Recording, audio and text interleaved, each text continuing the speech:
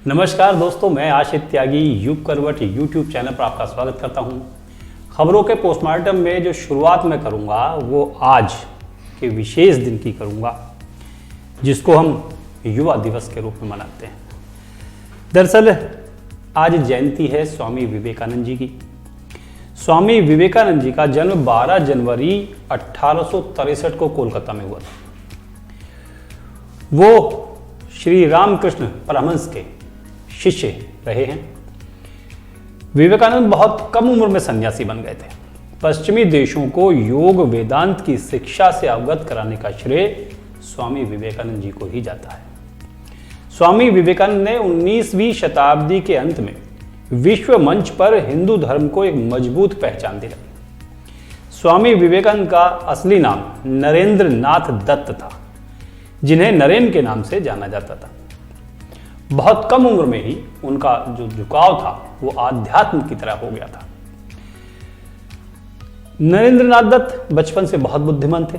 ये कहा जाता है कि मां के आध्यात्मिक प्रभाव और पिता के आधुनिक दृष्टिकोण के कारण ही स्वामी विवेकानंद यानी कि नरेंद्र नाथ को जीवन अलग नजरिए से देखने का एक गुण था, जो प्रकृति उन्हें मिली वो वहां से मिली। इनके पिता कलकत्ता उच्च न्यायालय में एक वकील थे। उनके दादा दुर्गाचरण दत्त संस्कृत और फारसी भाषा के विद्वान थे। 25 वर्ष की आयु में इन्होंने संन्यास ले लिया था। पारिवारिक माहौल ने उनकी सोच को विस्तृत किया, बड़ा किया, उसको एक आकार दिया। बचपन में वो चंचल स्वभाव के थे, लेकिन जैसे जैसे बड़े हुए उनमें व्यवहारिक ज्ञान और पौराणिक समझ और गहरी होती चली गई। विवेकानंद ने अपने शिष्यों के साथ मिलकर रामकृष्ण मिशन की स्थापना की थी। अतीत से जुड़ाव और भारत की विरासत के साथ विवेकानंद जी ने जीवन की समस्याओं के प्रति अपने दृष्टिकोण को बहुत आधुनिक कर लिया था। भारत के अतीत और उसके वर्तमान के बीच वो एक सेतु के रूप में काम कर रहे थे। शिष्टता और गरिमा से परिपूर्ण अपने मिशन के बारे में वो एक गतिशील और ज्वलंत ऊर्जा से भरपूर व्यक्ति थे। स्वामी विवेकानंद एक राष्ट्रभक्त थे। उनका देश प्रेम किसी से नहीं छिपा है। वे लोगों की मदद करने से भी पीछे नहीं हटते थे, बल्कि लोगों की सेवा वो ईश्वर की पूजा के बराबर मानते थे। स्वामी विवेकानंद के जो जीवन काल है, जो उनके विचार है, वो आज भी करोड़ों युवाओं को नई ऊर्जा देते हैं, रास्ता दिखाते हैं। उनके जो प्रेरणादायक कुछ विचार थे, उनमें से कुछ का मैं आज उल्लेख करना चाहता हूँ। स्वामी विवेकानंद जी ने कहा था, जिस समय जिस काम का संकल्प करो उस काम को उसी समय पूरा करो, वरना लोग आप पर विश्वास नहीं करेंगे। इसके अलावा स्वामी विवेकानंद ने कहा कि जीवन में ज्यादा रिश्ते होना जरूरी नहीं है, बल्कि जो रिश्ते हैं उनमें जीवन का होना बहुत जरूरी है। वो कहते हैं कि दिन में एक बार खुद से जरूर बात करो, वरना दुनिया के सबसे महत्वपूर्ण व्यक्ति से बात करने का आप मौका खो दोगे। स्वामी ने कहा है कि दिल और दिमाग के टकराव में हमेशा दिल की सुनो। खुद को कभी कमजोर मत समझो, क्योंकि यही सबसे बड़ा पाप है। उठो जागो, तब तक नहीं रुको जब तक तुम अपना लक्ष्य हासिल ना कर लो। जितना बड़ा संघर्ष होगा उतनी बड़ी जीत होगी, और जीत बहुत शानदार होगी। स्वामी जी कहते हैं कि लोग तुम्हारी स्तुति करें या निंदा, लक्ष्य तुम्हारे ऊपर कृपालु हो या ना हो, तुम्हारा देहांत आज हो या युग में हो, तुम न्याय पथ से कभी भ्रष्ट ना हो।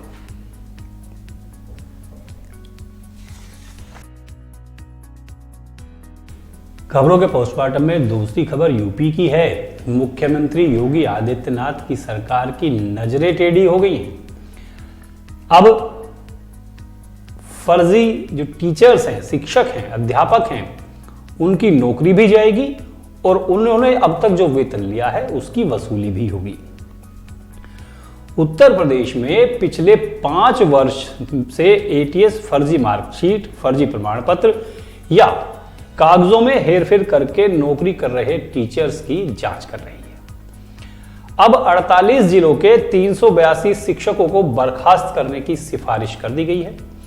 जिलेवार बेसिक शिक्षा अधिकारियों को पत्र भेजकर जानकारी दी जा रही है। यूपी बेसिक शिक्षा विभाग ने फर्जी कागज लगाकर अलग अलग जिलों में नौकरी कर रहे शिक्षकों की पहचान कर ली है। परिषदीय स्कूलों में फेक डॉक्यूमेंट यानी कि फर्जी कागज लगाकर 382 शिक्षकों को चिन्हित कर दिया गया है, जिन्हें यूपीएससीएस ने भी अपनी संतुष्टि दे दी है। इनमें 52 शिक्षक देवरिया के, 43 मथुरा के और 29 सिद्धार्थनगर के हैं। एटीएस को साल 2006 से 2016 तक भर्ती हुए शिक्षकों में बड़ी संख्या में फर्जी कागजात लगाकर नौकरी पाने का शक हुआ था। शिकायत उनको मिली थी, तब उन्होंने जांच की थी और अब ऐसे शिक्षकों की पहचान कर ली गई है। सबसे ज्यादा देवरिया में है फर्जी शिक्षक जिनकी पहचान हुई है। जांच में यह भी पता लगाया जा रहा है कि जो भर्ती प्रक्रिया है उसमें धोखाधड़ी किस तरह से हुई, जालसाजों ने फर्जी कागज किस तरह से लगा दिए, नौकरी पाने में मदद उन्होंने किस किस ने की। एटीएस ऐसे गिरोह की तलाश में जुटी है जो इन शिक्षकों के साथ काम कर रहा था। अब ये बताया जा रहा है कि जिन शिक्षकों को बर्खास्त किया जाएगा उनसे जो वेतन अब तक उन्होंने लिया है उसका वसूली की जाएगी उसका, और अगर कोई कर्मचारी बर्खास्त किया जाता है तो उसकी सैलरी और अलाउंस रोक दिए जाएंगे। साथ ही दूसरी नौकरी के लिए वो अप्लाई नहीं कर सकेगा और ना ही कोई चुनाव लड़ सकेगा। अगली खबर सुप्रीम कोर्ट से है। सुप्रीम कोर्ट ने आज मुख्य चुनाव आयुक्त और अन्य चुनाव आयुक्त की नियुक्ति वाले कानून को जो चुनौती देने वाली याचिकाएं दाखिल की गई थी उन पर केंद्र सरकार को नोटिस जारी कर दिया है। न्यायमूर्ति संजीव खन्ना और न्यायमूर्ति दीपांकर दत्ता की पीठ ने चुनाव आयुक्त की नियुक्ति वाले कानून पर रोक लगाने से फिलहाल इनकार कर दिया है। नए कानून में चीफ इलेक्शन कमिश्नर और दूसरे चुनाव आयुक्त की नियुक्ति वाले पैनल से भारत के मुख्य न्यायाधीश को बाहर रखा गया है। कांग्रेस नेता जय ठाकुर ने अपनी याचिका में सुप्रीम कोर्ट से नए कानून पर रोक लगाने की मांग की थी। पीठ ने उनकी ओर से पेश वरिष्ठ वकील विकास सिंह से याचिका की एक प्रति केंद्र सरकार के वकील को देने को कहा। याचिकाकर्ता के वकील ने अपनी दलील में कहा कि कानून शक्तियों के विकेंद्रीकरण के विचार के खिलाफ है। हालांकि पीठ ने कहा कि वो कानून पर रोक नहीं लगा सकती और इस मामले में केंद्र को नोटिस जारी किया जा रहा है। कोर्ट ने कहा कि हम वैधानिक संशोधन पर रोक नहीं लगा सकते, जारी नोटिस पर अप्रैल 2024 तक जवाब दिया जा सकता है। दरअसल ये जो कानून है जो नियुक्ति वाला है इसमें क्या है ये मैं आपको बता देता हूं। जो याचिका दायर की गई है इसमें सीईसी और चुनाव आयुक्त की नियुक्ति के लिए एक तटस्थ और स्वतंत्र चयन समिति गठन करने, चयन की एक स्वतंत्र और पारदर्शी प्रणाली बनाने की मांग की गई है। नए कानून के मुताबिक मुख्य चुनाव आयुक्त और दूसरे जो राज्यों में चुनाव आयुक्त होते हैं उनकी नियुक्ति राष्ट्रपति द्वारा एक चयन समिति की सिफारिश पर की जाएगी। प्रधानमंत्री इस समिति के अध्यक्ष होंगे। अन्य सदस्यों में लोकसभा के नेता, प्रतिपक्ष, प्रधानमंत्री द्वारा नामित एक केंद्रीय मंत्री भी इसमें शामिल होंगे। विपक्ष का यह आरोप है कि चुनाव आयुक्त नियुक्ति वाले पैनल में सीजीआई को हटाकर सुप्रीम कोर्ट की अवमानना की गई है। मार्च 2023 के अपने आदेश में सुप्रीम कोर्ट ने कहा था कि प्रधानमंत्री, लोकसभा में विपक्षी नेता और सीजीआई का पैनल सीईसी और ईसी का चुनाव कर सकेंगे। उत्तर प्रदेश की योगी सरकार ने पर्यटन व्यवसाय को बढ़ावा देने के लिए होटल्स पर प्रॉपर्टी टैक्स कम करने का निर्णय लिया है।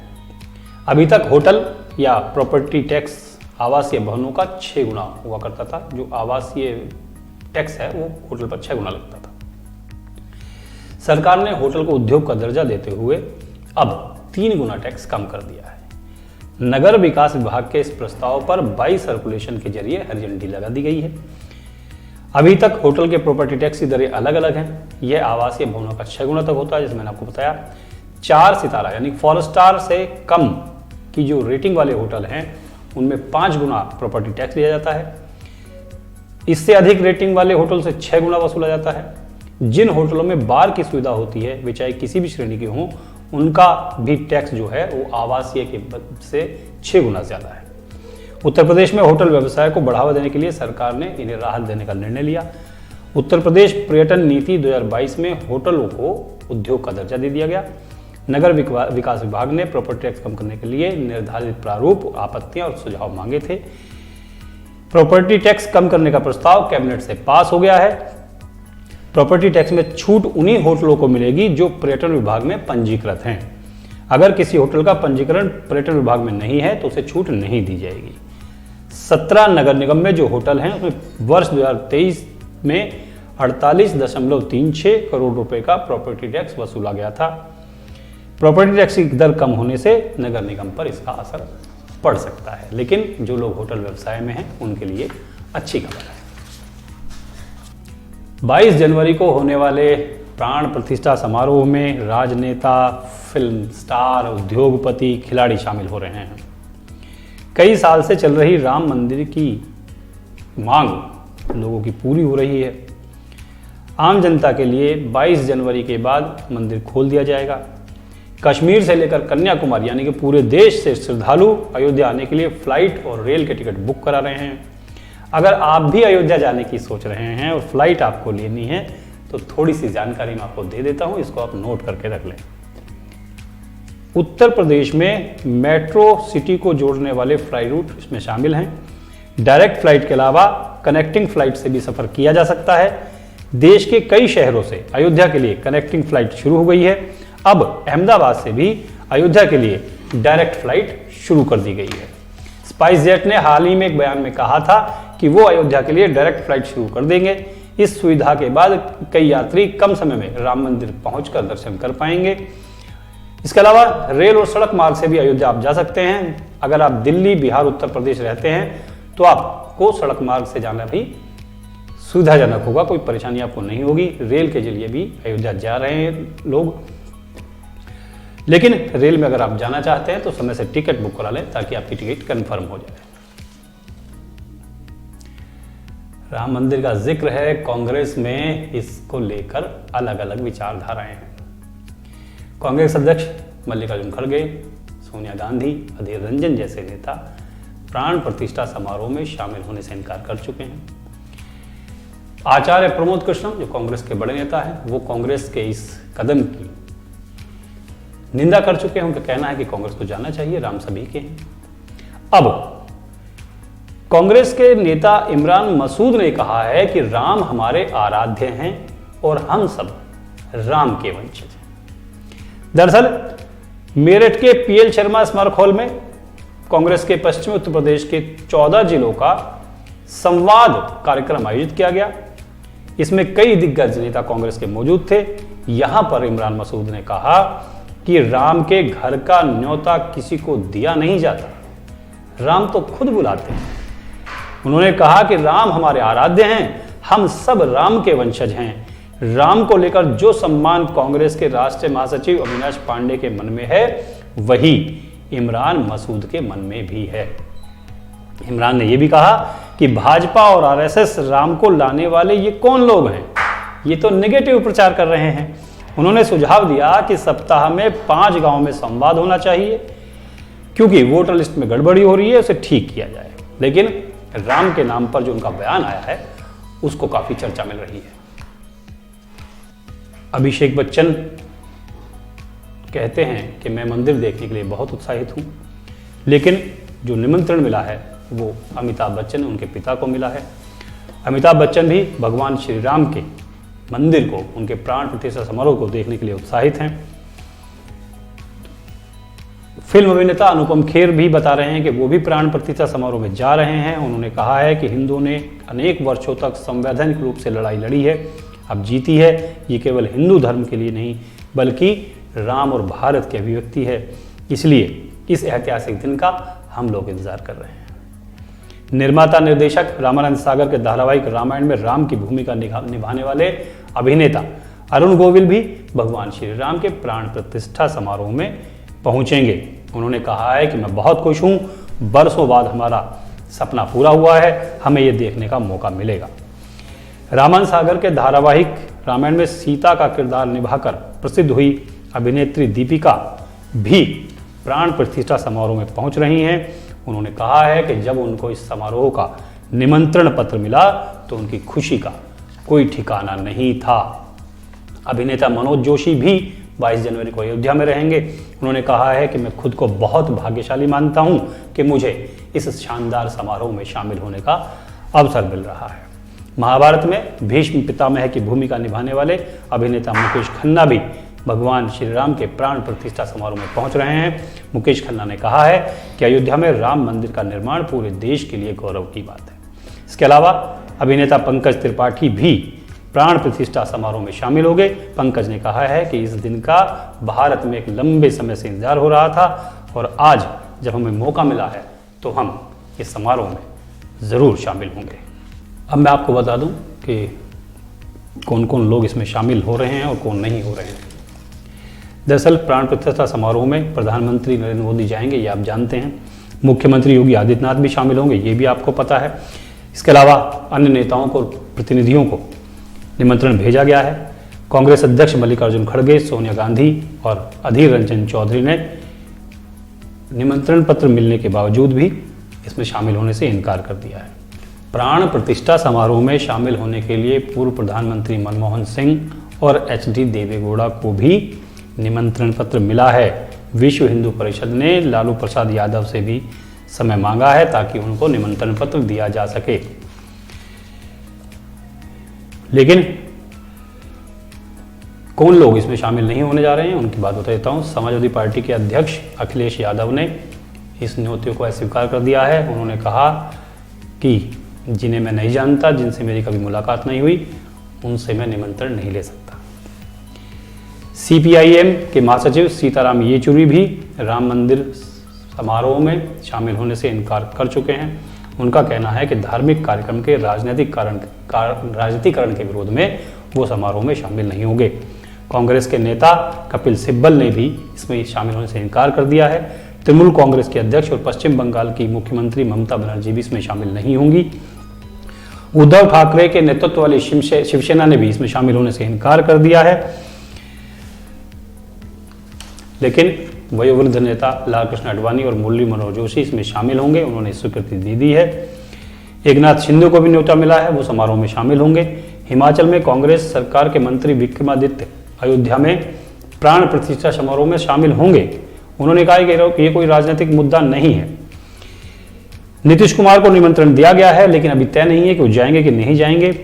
एनसीपी के शरद पवार को निमंत्रण नहीं मिला है। आम आदमी पार्टी के संयोजक और दिल्ली के मुख्यमंत्री केजरीवाल को भी अभी तक न्योता नहीं दिया गया है।